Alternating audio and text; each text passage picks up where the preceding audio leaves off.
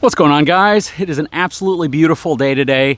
You know, before we go any further, if I could, I'm going to ask if you haven't subscribed to the channel yet, please take a moment, hit that subscribe button. A lot of your favorite YouTube channels are going through this kind of a rut right now because YouTube is really trying to move their short format content, essentially those short videos, and they're not putting nearly as much emphasis on these longer videos. It really helps us out when you take a moment, subscribe to the channel, turn on notifications if you want as well so you can be notified when new videos come out. But again, I can't tell you how much it supports the channel when you do that, and it keeps us creating the type of content that we hope you enjoy. So any channel that you're a big fan of, take a moment, please subscribe to it. It doesn't take very long, and hopefully you get enough enjoyment out of the videos that you're willing to keep coming back and watching more. Anyways, let's kick this video off because it's a very important topic and one that involves another YouTube channel that's hosted by two absolutely incredible people. Hang tight, I'll be right back.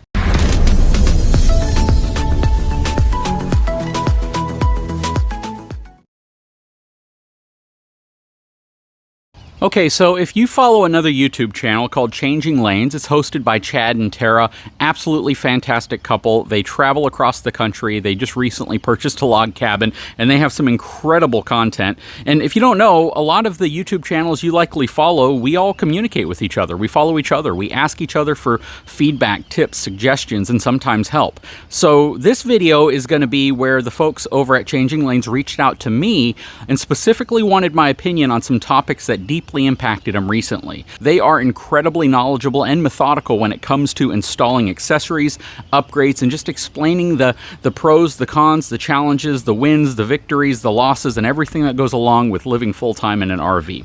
I'll put a link in the description to their channel, so please head on over and subscribe to their channel whenever you're done watching this video. So I'm going to share some video segments from some challenges that they recently went through whenever they were hauling their huge Momentum toy hauler back to their log cabin and up a pretty steep grade on a gravel, I think it's gravel, caliche, sand driveway to get up to the cabin where they park their RV. Okay, now is the nightmare scenario. This is it. This is it. Yeah, and unfortunately, or fortunately maybe, it happened about 500 feet from our cabin. As you might have seen in past videos, the gravel road going up to our cabin is pretty steep. It has a 90-degree turn in it at the steepest point. It's a pretty narrow road in that turn as well. Factors conspired against us. In hindsight, the biggest issue we had was our tires. On the truck. On the truck, right. I didn't realize how worn they had gotten, and we recently did a video where we upgraded those tires, so we shouldn't have that problem anymore. This is why we upgraded the tires. Yeah. We're stuck, guys. This is the first. And we can't go here because there's a dip here. Yeah, I'm about to back up a few feet just to get out of the ruts. So it looked like we were spinning on this side, but not on the other side. I know there was a way to lock these hubs so that they can't spin or something. Yeah, but are you going to put more gravel though in front of the back tires then? This one. Yeah. Yeah. Okay. I'm just getting all my feelings out in front of you guys and not in front of him. Nobody can get around to help us, even if they could pull us, right? Even if they could pull us out. We also didn't record making numerous phone calls to different towing companies and wrecking companies to see who was able to help us. We didn't think to record that, of course, because we are stressed out. Stressed.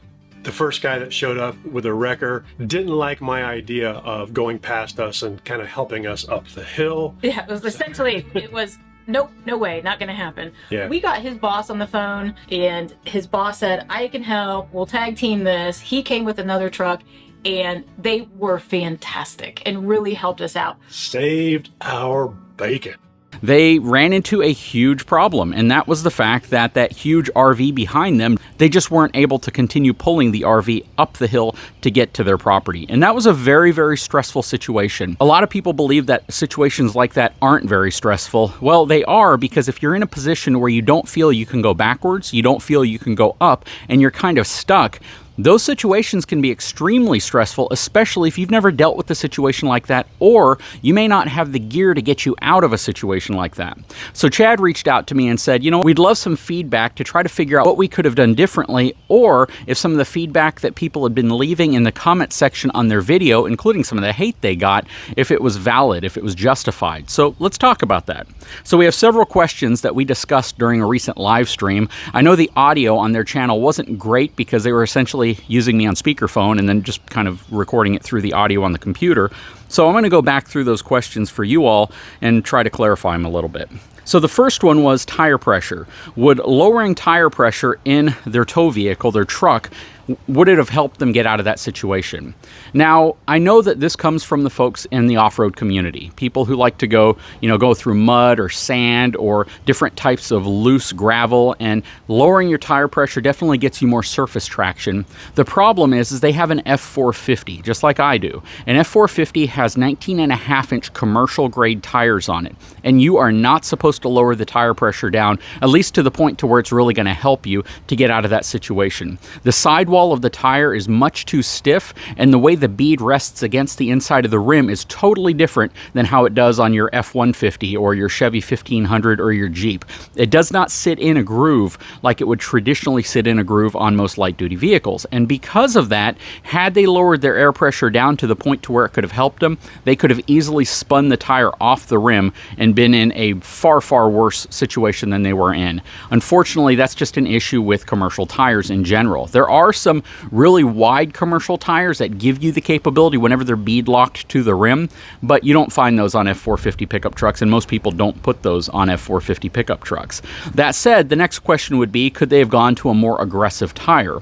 Absolutely, so long as they stayed with the OEM spec size that's required for the Alcoa style rims that they have on the truck. Basically, with commercial grade wheels, you're not supposed to go any larger than what the manufacturer states for that specific size of wheel. In the case of the 19.5-inch Alcoa style wheels that are on the F450, 225 is the widest you can go. If you go any wider than that, I know people do it, and when doing it, you risk the same problem that would happen by airing down your tires, that the tire will spin off of the wheel because it's not seated properly.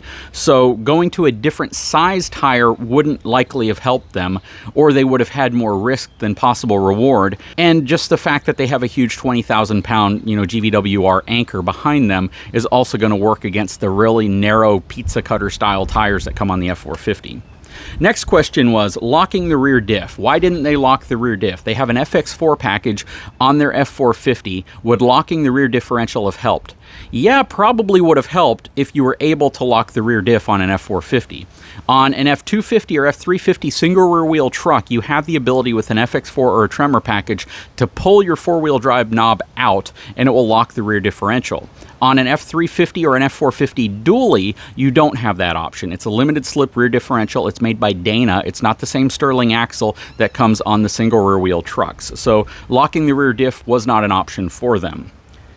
Now, what about locking the front hubs? Getting out, twisting those hubs from auto to lock. Would that have helped them? Well, that would have helped them if the front end wasn't already locked, if it didn't have the hubs already locked in place. By switching the four-wheel drive knob in the vehicle to four-wheel drive, you have vacuum-actuated front hubs, which means it's going to suck the hubs in and it's going to lock them in place for four-wheel drive. Here's the challenge. I think a lot of people believe when you lock the front hubs on a Super Duty, you're locking the differential, and you're not. It's still a limited slip differential. You're still going to, apply torque to a tire that's more stuck. And the reality is you're not doing anything different by locking the hubs unless they're not locking on their own. If you have some type of a problem or they're not able to actuate properly on their own. If that's the case, getting out, twisting that to the lock position might help you a little bit, of course, because you're actually going to engage four-wheel drive where you might not normally. But assuming your system's working properly, you aren't going to have much of a benefit by locking the front hubs with the manual turn knobs. Again, sometimes your four-wheel drive system takes a little bit of a rotation for the hubs to lock into place with the vacuum-actuated system, so getting out, locking them might actually help getting you in four-wheel drive, but if they noticed the front tire spinning, then they were in four-wheel drive, and it wouldn't have added any extra benefit to them. What about setting the parking brake to trick the limited slip differential? That is something that I wouldn't do, only because you run the risk that the computer of the vehicle is going to see something weird, an anomaly, and it could put you in a situation to where your four-wheel drive just gets disabled, or other systems possibly flash check engine lights, so like your StabiliTrak system, your downhill assist system, and many of the others that are all tied to your four-wheel drive system. And if it sees something weird going on, your truck is more likely to disable the system than it is to be tricked into working.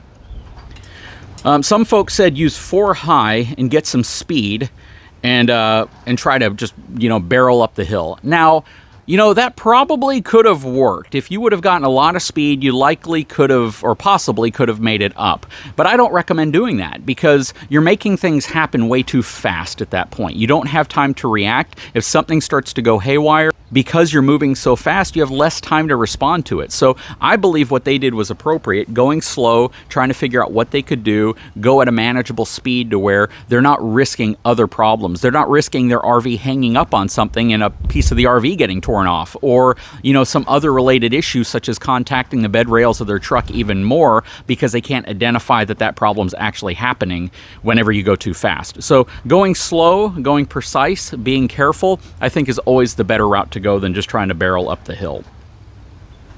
Some folks said to remove the motorcycle, dump the water tanks, which would have shed about 1,000 pounds had they done that. Now that could have possibly helped, but when you have a 20,000 pound rig that's loaded near capacity, you know, dumping 1,000 pounds is going to put you at 19,000 pounds. It may or may not have helped. It depends how much of an anchor the RV was acting on them. If, you know, a 13,000 pound fifth wheel would have prevented them going up the hill, then certainly, you know, dumping 1,000 pounds off of a 20,000 pound toy hauler probably wouldn't have made a big difference. So it's hard to say. That's one of those things where maybe next time, if that situation ever happens, heaven forbid, they try it to see if that would help them. But I don't think that would ultimately be the best route to go. Another one was to get traction boards or traction mats. Basically these long plastic or rubber mats that you can put underneath your tires to get you more traction when you're skidding out. Those can help. And those do help in certain situations, but I feel that those are going to help you more when you have a lighter vehicle and you are in a situation where you're not being pulled on by an anchor. I think the risk they would have had is that they would have thought they would have helped, they would have put them down, and the tire would have just slung it out the back. It wouldn't have actually helped them very much, only because you have so much weight that you're dealing with. I think their biggest issue was the amount of an anchor that they had behind them, pulling against them, preventing them from going up. Even though traction was absolutely at play there, again, I don't know if that would have helped too much. I don't feel as if it would have solved their problem, honestly. I feel as if it would have just pulled the mat under the tire and just shot it right out. If you have a Jeep, if you have a Land Cruiser, if you have something like that, you're not towing something incredibly heavy that weighs, you know, 3 times the amount of your truck nearly, it probably helps you a lot more to use those. But in their case, I don't think that would have benefited them too much. Now, another one is the one that I recommended. This is, you know, what I recommended the minute he sent me an email and said, "What do you recommend?" I said, honestly, next time, throw a winch and a bumper up front. If you have a winch up front, even a 12,000 pound winch or a 10,000 pound winch likely would have given them the extra oomph they needed to get up the hill, especially if they're using snatch blocks and they're using it in a way that's giving them as much possible energy to pull. And a lot of people realize when you use snatch blocks with a winch, you can double, quadruple the strength of that winch. But you're going to, of course, reduce the speed that it pulls. But in their case, it didn't really matter the speed. They wanted the pulling power. But ideally, throwing a winch bumper up front, 16,000 pound Warren winch, something that's really heavy duty, will help get them out of situations like that now and in the future. And that's the reason why we have one on our truck. It's kind of like a fire extinguisher, in my opinion. A lot of things that you get for precautionary purposes, in my opinion, are like fire extinguishers. It's not that you're going to use them. You may never use it. You may never find yourself in a situation where you need to use your winch. But when you are in a situation where you need to use your winch, it's like a fire extinguisher putting out a fire. It may never happen, but when it happens, you're going to be glad that you have it. And that's really where a winch comes in handy if you're using it in this type of scenario. If you're going to be off-roading in a Jeep, if you're going to be, you know, rock crawling and you need the winch to get you over certain aspects of a trail and you use it all the time, I totally get it. But when you have it on the front of an F450 or an F350 dually, it's usually there because the weight of your truck is preventing you from moving forward when you're towing something. And that winch can help get you out of a situation a lot of times in a much better, more convenient and safer way than anything else, especially when you couple it with things like soft shackles, snatch blocks, and shackles in general that can use using a winch safer.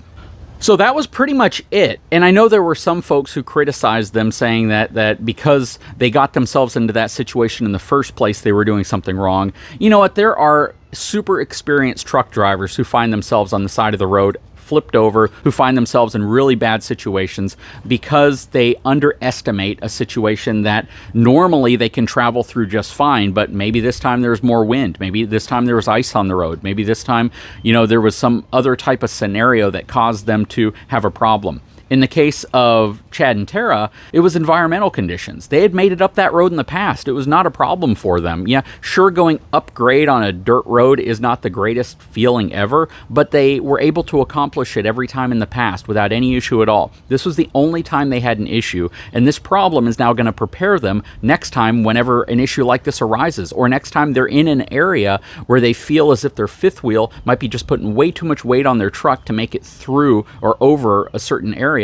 You know, they're going to be prepared. They're going to understand, and they may even avoid some of those situations completely because of the learning experience they got from this specific situation. I personally have not been in the situation they were in that video, so I cannot say that they did anything wrong. I can't say that I would have done anything different, and I don't think most people can. You know, so it's easy to pass judgment on a YouTube video that you're watching thinking that I could do it different. Got a lot of keyboard coaches, keyboard warriors out there, but when it happens to you, and you're in that situation, I guarantee you're not going to be thinking about all the things that you should have done. I guarantee you're going to be going through the same stressful mental process of trying to figure out how you fix the problem and what you can do versus, you know, beating yourself up thinking, you know, what did I do wrong? Anyways, guys, please head on over to their channel, show them some love. They had me on one of their live streams the other day, and, you know, a lot of their subscribers came over to my channel as well and subscribed, and I can definitely say I appreciate that. Huge shout out to all of you. Huge shout out to Chad and Tara for inviting me on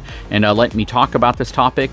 Hopefully you got some information out of that video and this video. And again, please head on over there, subscribe to their channel, and show them some love. I will throw a link to their channel in the description of this video. Anyways, guys, if you haven't had a chance, please take a moment, subscribe to the channel, give me a thumbs up, and we will talk to you again very soon.